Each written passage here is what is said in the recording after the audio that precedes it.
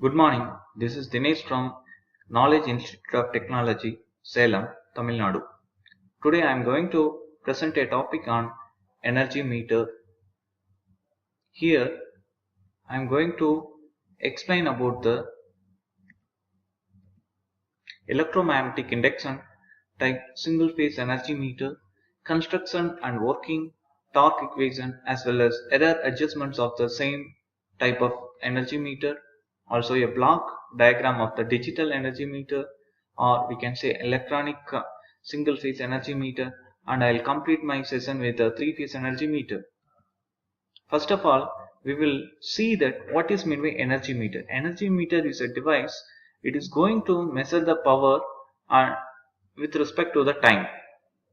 So that is, it will give a total amount of consumption for the particular period. For example, it may be for a month, or it may be for a year, or it may be for a day. In particular day, how many units it has consumed, we have consumed, or in a particular week or in a particular month, how much units we have consumed. It is everywhere available in the home. Nowadays we are having both analog as well as digital meters. So here we are seeing the construction of the electromagnetic induction type single phase energy meter. Here, as we are seeing, there are three types of magnets are provided. So what are all those magnets? We will see here the construction part. So the first and very important part is the driving mechanisms, how the particular disk is going to rotate. So it is based upon this driving mechanism magnets.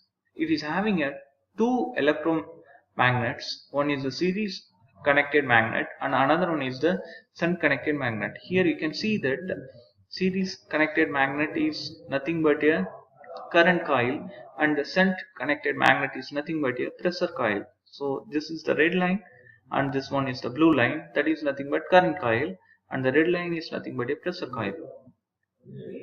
It is made up of silicon steel laminations which form a rigid mechanism structure. On series magnet, U-shaped current coil is mounted, and for a shunt, M-type electromagnet is mounted. It is the magnetic here pressure coil is highly inductive in nature.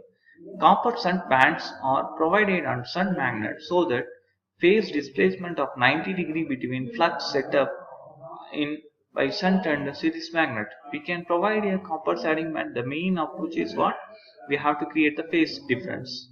Current coil is connected in series with the load. And again a moving system, here moving system again shown in the green, and it's nothing but how the disc is going to rotate. So here the rotating aluminum disc is mounted in the spindle. Bottom of spindle is pivoted in the bearing screw. See here, pivoted screw. Top of the spindle is connected to the recording mechanisms which will give the gear trains. So we can easily see the analog meters. The reaction between the flux produced by eddy currents due to shunt and series magnet. The shunt and series magnets reactions will make the disc to rotate. To overcome the friction loss, light load adjustment is provided on the spindle. We have provided this one, light load arrangements for reducing the friction losses. So next we will discuss about the braking system. Here braking system is provided by the C-type magnet, C-shaped magnet. Here braking magnet is so placed that the disc revolves in the air gap. So this is nothing but the air gap between the C-type magnet. This magnet field induces eddy current in the disc, which reacts with the main magnetic field and creates braking effect. By changing the position, see here, by keeping the magnet inside or keeping the magnet outside, we can control the braking effect. The braking disc can be adjusted.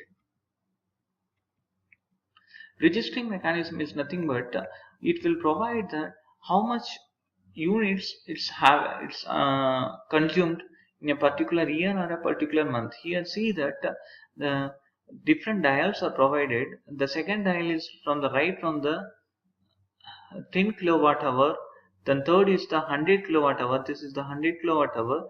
And the fourth is the 1000 kilowatt hour consumption. Sometimes 1 by 100 and 1 by 10th kilowatt hour also we are providing for the accurate result.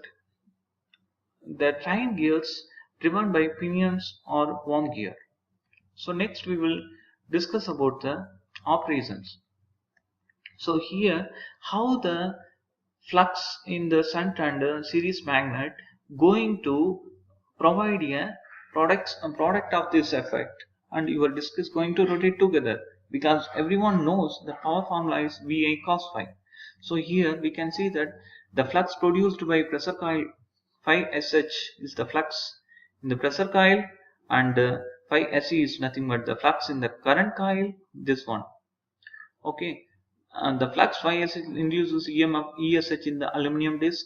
The same disc, due to this flux there will be a EMF induced here, and same way due to the flux in the series there is a induced EMF in the disc. So the disc is short circuited, so there will be a two eddy currents because of the shunt and series flux. So one flux here, see that flux direction in between the series coil, the one flux is going upward and the second flux is going in the downwards in the series magnet. The interaction between phi SH and IES produce the torque T1, and the interaction between the phi SE and IESH produce the torque T2. So this way the resultant torque will give the rotation in the disc. So these are all the further detailed explanation of the energy meter operation. Finally, the net developed torque can be getting from this formula K3 into VI cos phi. It's the AC power formula. The braking torque developed on the disc is proportional to its speed. So if the speed is increasing, the torque, the braking effect also will get increases. TB equal to K4 into N, and N is nothing but the speed of the disc. The meter constant K can be calculated as K equal to total number of revolutions upon energy in the kilowatt hour. There are different errors in the energy meter. One is the speed error. Sometimes your energy meter, analog, especially in analog energy meter, people are complaining your disc is rotating more faster, so the bill may be higher, or sometimes disc won't rotate accurately, so that bill may go lesser. So these are the main cause because of the brake magnets. This can be reduced by arranging the or adjusting the brake magnets. Then we have some of other errors. Meter phase errors are there. Then friction errors. So amount of weight, how much we are going to add in this, based upon that we can have. Then creep. Creep is the another type of error, and due to the variation in the temperature, that time also we have the error. So these are all the, and there's some more light load and friction adjustments. These are all some other types of errors. So creep can be avoided by providing the hole on the disc. So these are all the main constructions and working and errors in the energy meter. And this is the type of energy meter as for used in the three phase. So here we have a three arrangements of a single phase energy meter will make a three phase energy meter, and this the circuit shows the three phase